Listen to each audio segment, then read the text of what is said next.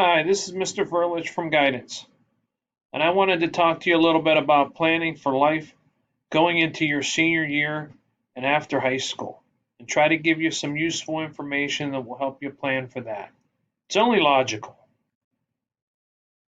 Getting ready for the future. It's coming, whether you're ready or not. So keep all of your options open. You might be saying to yourself, man, I only need to take English and math next year and I can graduate. But is that really going to give you the best options possible? Probably not. By taking a couple of extra classes, you might be able to complete an extra pathway or earn an extra certification. So you will have more options. Remember to work hard and keep those options open. Thirdly, where do you go from here? Right now, the world is open to you. You could go any place you want as far as college, career, military. The choice is yours. You only need to work hard and make good choices to get where you want. First of all, college. Looking at college, there are a couple of search engines there you can use, College Board and CapEx, if you want to search for colleges. College Board is also a very useful website. That's the same website where you would sign up for the SAT, which is something you're going to hear a little bit more about soon in the near future in this presentation. Also, individual college websites and the visits that are provided. As far as career information, don't forget about career cruising, where you could look at matchmakers and also career information out there. And thirdly, with the military, you can meet with a recruiter. Right now, the ASVAB has not been held this year because of our virtual situation, but you could schedule that with a recruiter if you are interested in taking it. SAT and ACT. Because of COVID, many colleges are making the SAT and ACT optional for applicants. Honestly, we don't know if this is going to continue after this year, but I do know that many schools were already making it optional. But if you are planning to take the SAT or ACT, you should try to take it by the end of this school year as a junior. I know that Calvert High is offering tests in May and June at the school. If you are going to take it, you can take both if you can. SAT and ACT have slightly different content, and some students tend to do better on one or the other. SAT also offers a super score, so if you do very well on one part of the test on one time, you can take it again and maybe increase your other score, and they will take the best from both or all the tests that you have taken, and that's called a super score. When you register for the SAT or ACT, you have the option of sending your scores to 4 colleges for free. Make sure to take advantage of this. It does cost about $15 to send a score report to any colleges that you apply to that weren't on that list. Also, when you're registering, make sure you're registering in as much as advance time as possible. Again, as I said, May and June, we will have a testing site at Calvert High School. We have had students this year running into problems when they're registering even before the deadline for the test to be full because of COVID and the restrictions of people allowed sitting by each other. We are unable to accommodate as many test takers as they have in the past. So you need to sign up in advance to make sure you're getting the date and the place that you want to take your test at. Whenever you are taking your test, your score should be ready to send to your colleges by the fall of your senior year. So that means you want to take maybe May or June test. And then if you're going to retake, you could do it in any August or September test sessions. If you have a school that's November 1st, you want to have those ready to go. If it's December, then you may be able to take a test in October. The other thing you also need to think about is if you are worried about the test cost, you may be able to apply for a fee waiver. When we have our junior meetings, when we meet with you individually, please bring this up to your counselor. We'll talk to you about whether you qualify. The fee waiver for the SAT and ACT usually involves free tests for 2 different times, as well as some college application fee waivers as well. So make sure you bring that up with your counselor so that you are able to take this exam if you need to. If you have any further personal questions about the SAT or ACT and whether or not you should take it, again, bring that up in your junior meeting when you meet with us. If you're interested or you think you might be interested in playing sports, varsity athletics at the college level, you have to apply through the NCAA. Below is the website to do so. There are also sports at the college level that are called club that allow you to travel and actually compete with other colleges, but they are not the varsity team. If you are interested in the varsity team, you need to complete certain requirements in terms of number of core courses.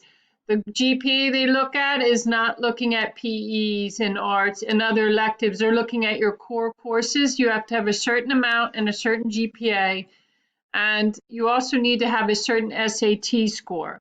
I understand with COVID, there may be some adjustments to that for this year, but going forward, I'm not sure if that will be adjusted or not.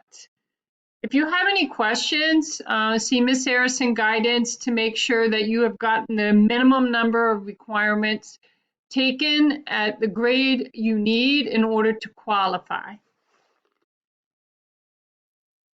Hi guys, Ms. Ponte here, and I just want to talk to you about some important reminders that you can keep in mind as you finish up your junior year this year. So the most important thing to know is that junior year matters. So this year, what you do can set you up for what you plan to do after you graduate from high school.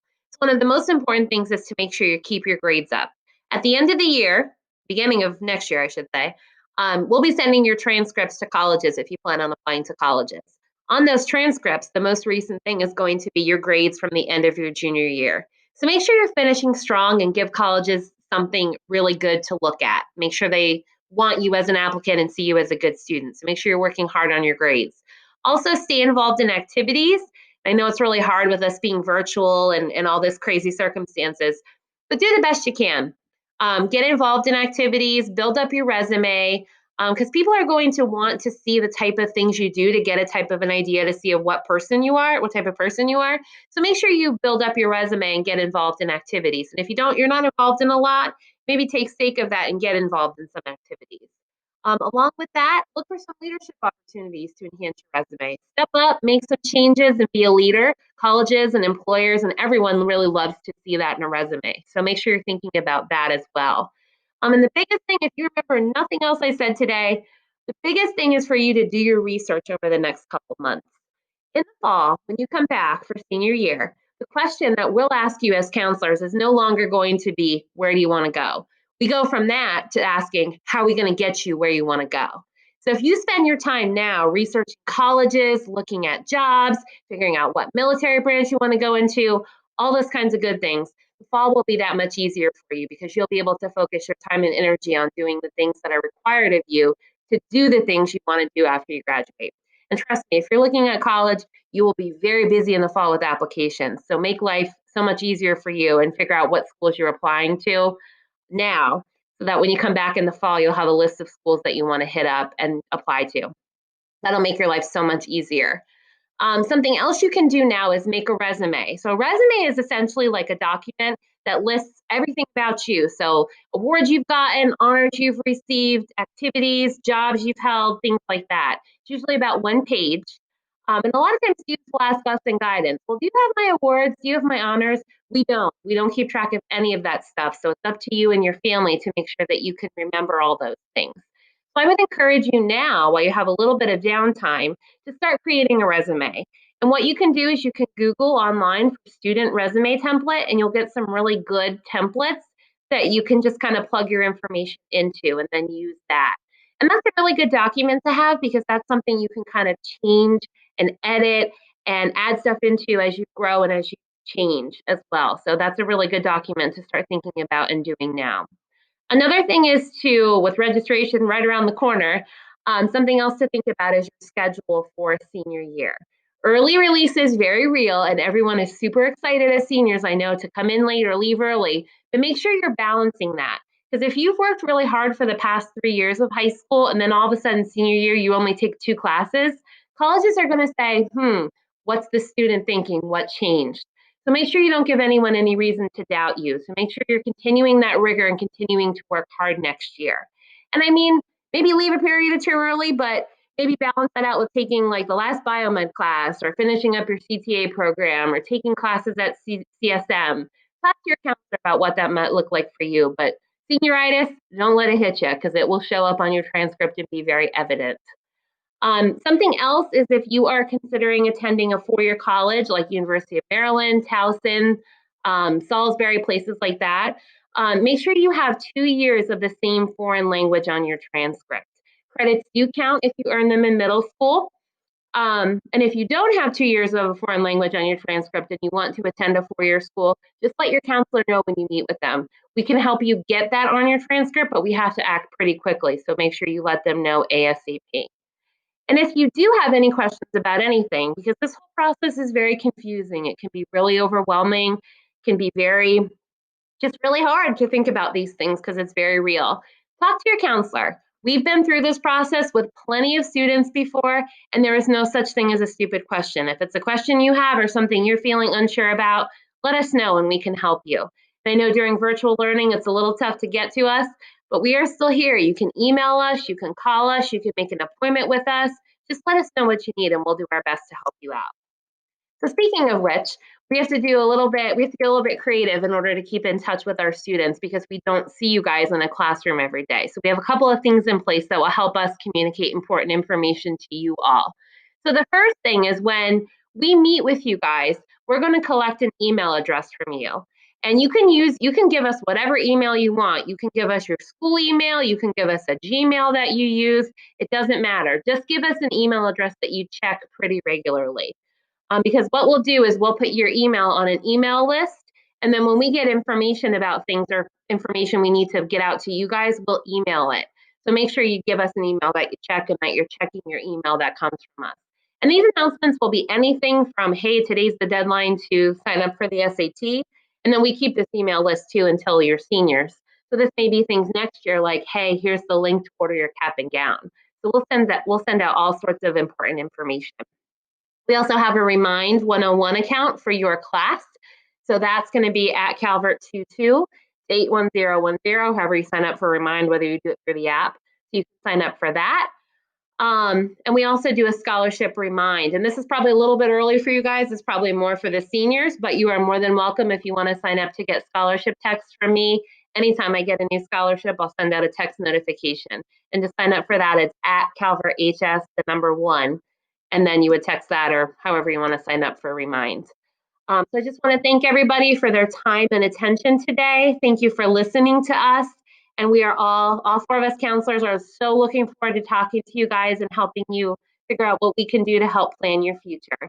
Thanks, guys.